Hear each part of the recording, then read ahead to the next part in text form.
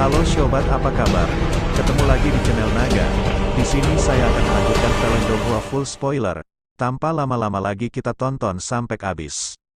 Tawa liar pelindung Suan bergema di langit seperti guntur, menyebabkan ekspresi sejumlah orang di bawah berubah. Segera, banyak tatapan langsung beralih ke awan hitam pekat. Meskipun awan hitam sudah berhenti berputar pada saat ini, warna merah pekat terpancar. Beberapa orang yang hadir, yang lebih lemah, merasakan emosi kekerasan yang diam-diam muncul dari dalam hati mereka kemanapun warna merah darah ini bergerak. Mereka dengan cepat menjaga pikiran mereka sambil memasang wajah terkejut. Sukian dan dokter peri kecil di sampingnya juga sedikit mengernyitkan alis saat mereka merasakan keganasan yang menyebar dari awan hitam. Mereka tidak mengerti mengapa Xiao Yan tidak bertindak lebih awal. Apakah dia benar-benar merasa cukup percaya diri untuk menghabisi semangat ganas ini, yang memiliki kekuatan yang cukup untuk bersaing dengan elit Dozong? Dokter peri kecil mungkin tidak memahami hal ini di dalam hatinya, tetapi dia memiliki kepercayaan yang luar biasa pada Xiao Yan. Dia tahu bahwa mengingat karakter Xiao Yan, dia pasti tidak akan melakukan sesuatu yang sebodoh itu. Semuanya, hati-hati. Ekspresi Xiao Li juga serius. Dia melambaikan tangannya ke arah semua orang dan berteriak pelan. Tanpa perlu pengingat dari Xiao Li, Dou Qi di dalam tubuh setiap orang diedarkan dengan kecepatan maksimum. Dou Qi yang kuat bertahan di permukaan tubuh mereka tanpa berhamburan. Banyaknya warna yang memancar memberikan tampilan yang sangat indah pada area tersebut. Ceka-ceka, jadi bagaimana jika kamu berhati-hati? Setelah roh ganas terbentuk, kalian semua pasti akan mati hari ini.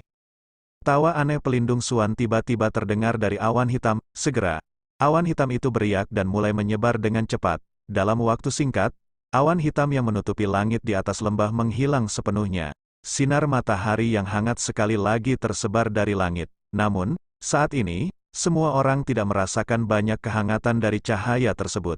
Yang ada hanyalah rasa dingin. Sumber rasa dingin yang pekat ini berasal dari sosok manusia berwarna merah darah di langit. Ukuran sosok manusia itu mirip dengan orang biasa. Warna darah yang menyebar ke seluruh tubuhnya sangat gelap dan suram. Tampaknya sejumlah besar bagian telah diaglomerasi dari darah segar. Ada perasaan keluar darinya yang menyebabkan kepala seseorang terasa sangat dingin. Selain itu, sosok manusia yang agak ilusi ini tidak memiliki wajah, hanya sepasang mata berwarna darah yang menonjol dari tempat kepala itu berada. Mata berwarna darah itu tidak menunjukkan emosi sedikitpun yang dimiliki manusia.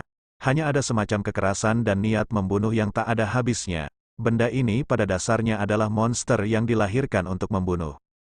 Xiao Yan dan yang lainnya memperhatikan sosok manusia berwarna darah ini. Alis mereka sedikit berkerut. Apakah ini yang disebut roh ganas? Memang sangat kuat. Jika seseorang terkontaminasi oleh kekerasan dan emosi negatif lainnya yang dapat mempengaruhi pikirannya, kemungkinan besar akan timbul banyak masalah. Pelindung Suan, yang sepenuhnya terbungkus kabut hitam, berdiri di udara kosong di samping sosok manusia berwarna darah di langit. Dia tersenyum ketika dia melihat roh yang ganas itu, yang dipenuhi oleh emosi yang keras. Dia tanpa sadar membuka mulutnya dan tersenyum. Setelah melihat ke arah kelompok Xiao Yan dari tempat tinggi, dia tertawa dengan cara yang aneh. Target pelindung ini adalah Xiao Yan. Jika orang-orang yang tidak berhubungan itu mundur sekarang, saya dapat mengizinkan Anda pergi. Meskipun kata-kata ini tampaknya telah diucapkan kepada semua orang, mata pelindung Suan hanya tertuju pada Sukian dan dokter peri kecil. Jelas sekali, satu-satunya orang yang bisa membuatnya merasa takut di antara mereka yang hadir adalah dua individu ini. Sukian dan dokter peri kecil secara alami mengabaikan kata-katanya. Keduanya bertukar pandang sebelum menghembuskan napas dengan lembut. Dua aura perkasa tiba-tiba melonjak. Merasakan tekanan dari kekuatan dahsyat ini, beberapa ahli yang maju untuk membantu dari belakang Xiao Yan akhirnya sedikit menenangkan hati mereka yang tegang. Para ahli kelas Dozong adalah eksistensi yang dapat membuat orang lain merasa aman dimanapun mereka berada. Pelindung Suan, Anda seharusnya tidak menunjukkan belas kasihan kepada orang-orang yang berniat mencari kematian.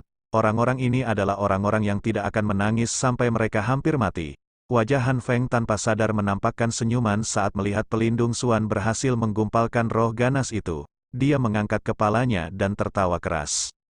Kalau begitu, sepertinya pelindung ini hanya bisa dengan enggan menerima roh milik dua ahli kelas Dozong.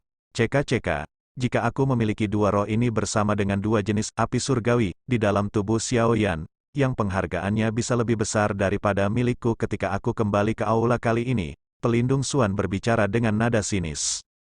Han Feng tersenyum. Tatapannya buas saat dia menatap Xiao Yan dan berkata, "Juniorku yang baik, jika kamu terus bersembunyi di Akademi Jianan, aku tidak akan bisa melakukan apapun padamu. Namun, Anda menyerahkan diri Anda ke tempat ini. Anda tidak bisa menyalahkan senior ini karena tangguh." Xiao Yan melirik Han Feng sambil berkata dengan lembut, "Seekor anjing yang kehilangan rumahnya. Ini hanya memungkinkan Anda untuk hidup lebih lama, tidak perlu sebahagia ini." Mata hitam pekat Xiao Yan terpaku erat pada sosok manusia berwarna darah yang bergegas mendekat. Sudut mulutnya perlahan terangkat menjadi senyuman dingin. Tangan yang dia kenakan cincin putih itu perlahan dikencangkan sebelum dia mengayunkannya. Xiao Yan sebenarnya memilih konfrontasi langsung yang paling tidak menguntungkan ketika dihadapkan dengan serangan elit Douzong. Melihat pemandangan ini, suasana pedang yang terhunus di bawah menjadi membosankan. Orang ini, apakah dia benar-benar mencari kematian? Saat ekspresi banyak orang berubah, itu juga merupakan saat tinju Xiao Yan melakukan kontak dengan roh ganas itu. Namun, sebelum kekuatan itu meletus, cincin seputih salju di jarinya tiba-tiba berkedip dan memancarkan cahaya yang menyilaukan.